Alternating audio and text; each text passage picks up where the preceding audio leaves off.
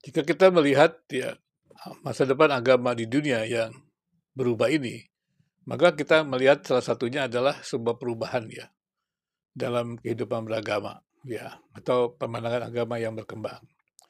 Itu kita berada dalam dunia yang berubah. Berubah dalam hal apa? Yaitu dalam kemajuan teknologi yang pesat. Sekarang ini betul-betul kita masuk dalam sebuah kemajuan teknologi yang sangat pesat, secara khusus dalam teknologi informasi. Sehingga kita terkaget-kaget ya, kita bisa mendapatkan informasi apa saja di dalam ruang private kita. Dulu kan kita bisa memiliki ruang private yang aman begitu. Sekarang segala ruang private itu bisa ditembusi ya oleh orang tertentu atau mereka yang menguasai teknologi.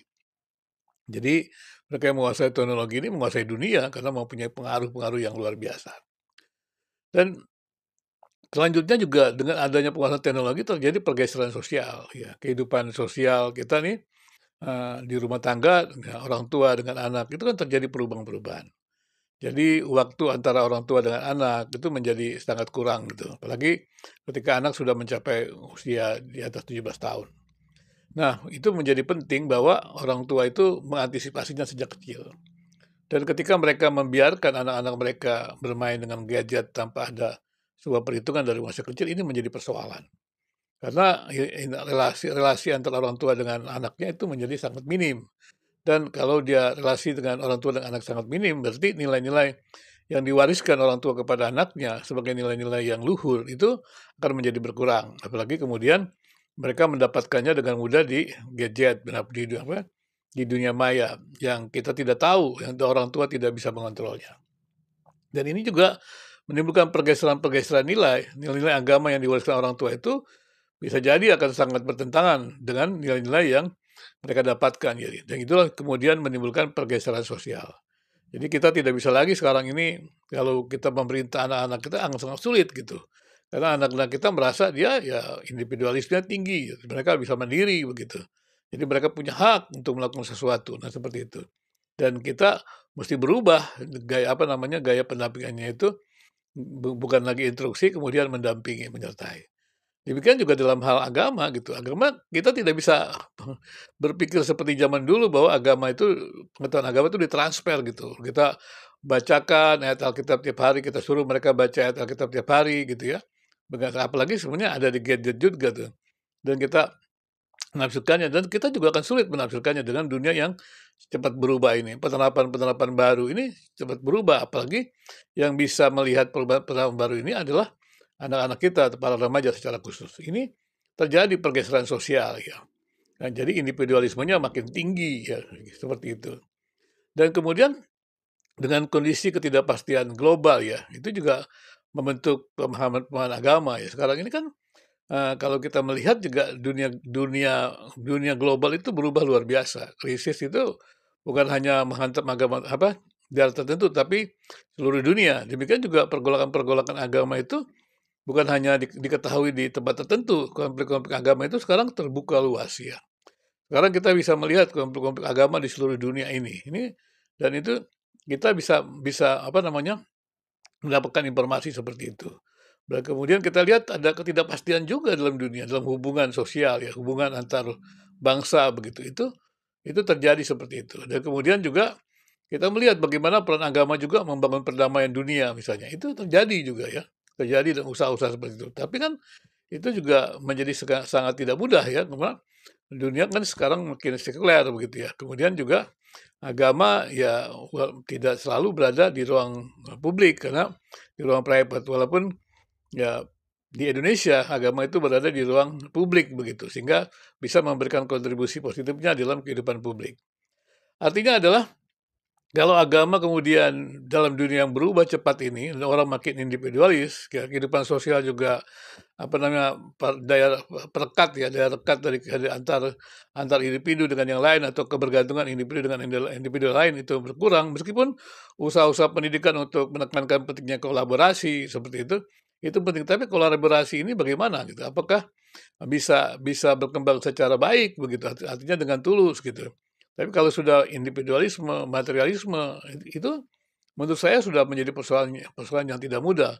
Apalagi dalam istilah mereka yang mengatakan kalau kita hidup sosial win-win solution.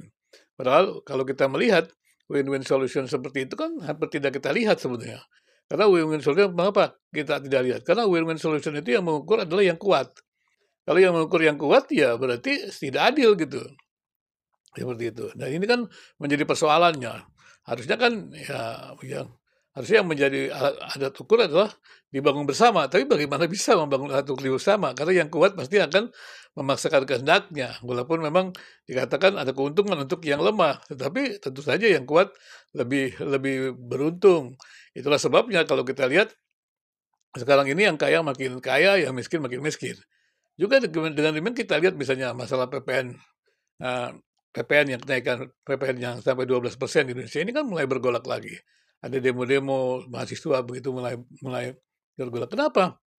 Karena kenaikan-kenaikan itu PPN itu yang berdampak adalah orang-orang miskin, orang-orang sedangkan yang terbanyak adalah orang-orang yang miskin. Nah, kalau pemerintah pemerintah Indonesia melihatnya kepada hal-hal seperti itu, kepada yang miskin, maka kondisi itu akan bergolak. Nah, kemudian pertanyaan sekarang, bagaimana agama hadir dalam dunia seperti dunia yang berkembang seperti ini?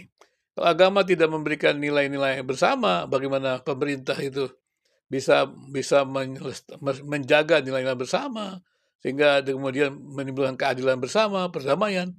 Itu bagaimana fungsi agama? Karena menurut saya, ya, dalam dunia yang makin berkembang ini agama mesti bisa mempunyai peran yang besar ya. Bukan berarti segala sesuatu diagamisasikan, bukan. Maksudnya nilai-nilai bersama itu kan ada dalam semua agama gitu dan agama-agama itu mesti mencoba untuk berusaha, bisa duduk bersama, kemudian berdiskusi, berdialog, untuk memberikan nilai-nilai bersama dan membahaslah mengenai kemajuan-kemajuan teknologi yang pesat dari sudut berpandang dari berbagai agama, kemudian juga pergeseran sosial yang ada, serta ketidakpastian global ya, yang bisa menyulut siapa saja gitu.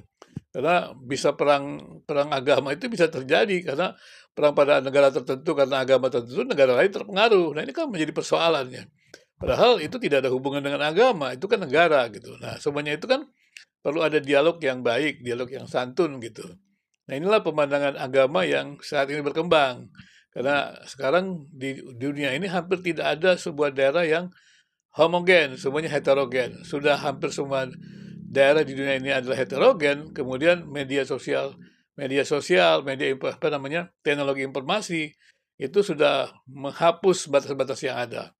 Dan kemajuan teknologi juga membuat orang bisa mengakses pengetahuan itu lebih mudah, data didapat dengan lebih mudah, tapi persoalannya adalah bagaimana kemampuan analisisnya. Karena itu saya setuju dengan apa yang dikatakan Menteri Pendidikan yang baru, dikatakan kita nih mesti punya kemampuan berpikir yang tinggi, way of thinking. Kemudian juga kita mesti juga memiliki apa namanya keterampilan kerja seperti itu, keterampilan kerja ya, ya ataupun cara bekerja yang baik. Kemudian juga kita mesti menguasai teknologi gitu.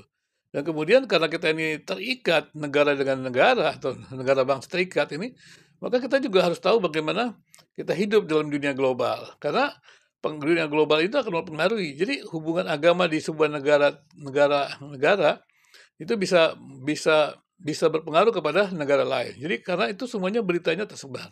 Nah, inilah penamaan agama yang berkembang. Karena itu dialog agama perlu dikembangkan, perlu diusahakan supaya bisa mengantisipasi hal-hal yang buruk, yang tidak membawa agama ini kepada hal-hal yang tidak bermanfaat, tetapi bagaimana menguatkan umat beragama atau sama-sama umat beragama itu untuk membangun kehidupan yang lebih baik, kehidupan yang lebih bermartabat, nilai-nilai bersama yang dijaga dengan baik, ya untuk menghadirkan kehidupan yang damai dan kehidupan masyarakat yang bermoral dan yang lebih bermartabat.